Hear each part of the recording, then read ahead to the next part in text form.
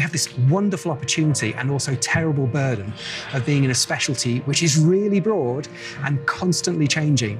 If we stay still in our knowledge, our skills, our attitudes, our relationships, we'll get out of date pretty damn quick.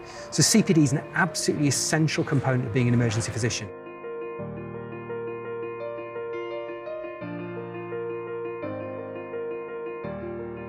In this episode, we're talking CPD in events.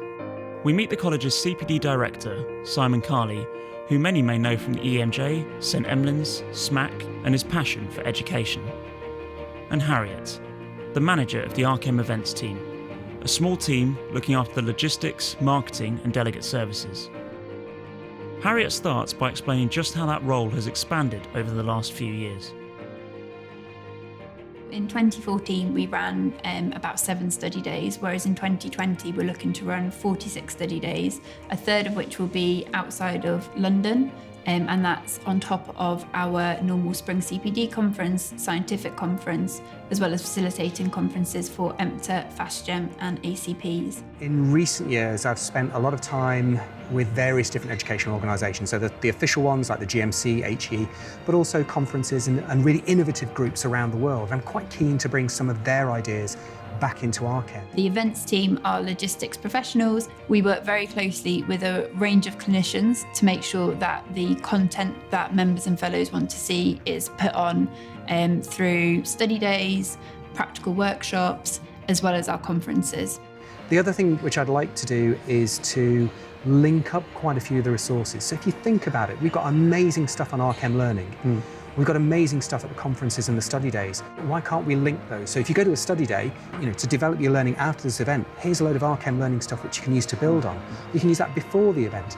And also that can go back into the conferences. You can see how all of these different elements of the college could work together. We ask clinicians to use their clinical expertise to source speakers and to brief them about what exactly they want them to talk about to form the programme for that day. So if there is a gap in our CPD programme, then please do get in contact and we will try to find someone who can put on that content for you. There's lots that we can do to integrate and to develop and bring together a whole range of resources for members and fellows and make it easier for them to navigate through the educational world.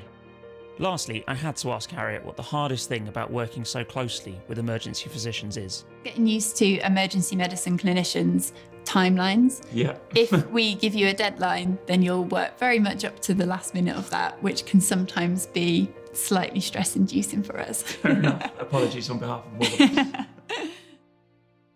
If you're interested in getting involved, putting on a study day, or have ideas for content and new formats, drop the team an email or a tweet and get in touch.